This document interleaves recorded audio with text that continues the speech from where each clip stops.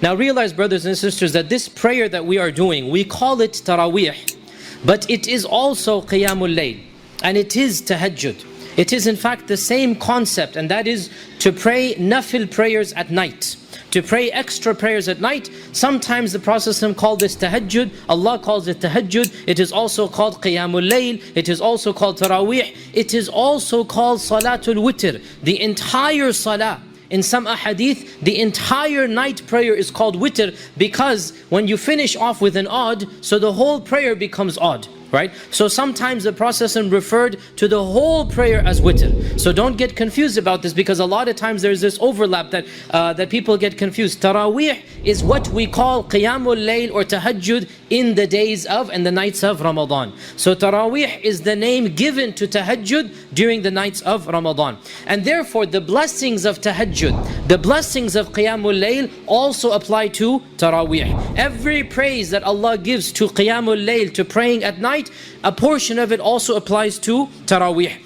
And therefore, this is why we are praying in this month. Especially this month, Tahajjud, Qiyamul Layl has been even more encouraged. You all know when we began this month with this hadith that the Prophet ﷺ said, whoever fasts all of Ramadan will have all his sins forgiven. And whoever stands in Qiyam all of Ramadan will have his sins forgiven. Ibn Rajab said, so Ramadan has brought down two jihads. The jihad of the day, where you have to fight against hunger, thirst, and the jihad of the night, where you have to fight against tiredness, fatigue, and sleep. If you can fight against hunger and thirst in the day, that's the jihad of the day, and then you can fight against tiredness and sleep and pray every single night, then you will gain the blessings of this hadith. And that is why, brothers and sisters, every night we make it a habit in Ramadan to come and pray. And if it so happens that one evening you cannot come, then no worries, it's not wajib to come to the masjid, even though the majority of scholars say that it is encouraged and preferred to pray Taraweeh in the masjid. But if you cannot come, you can still get this hadith by praying at home.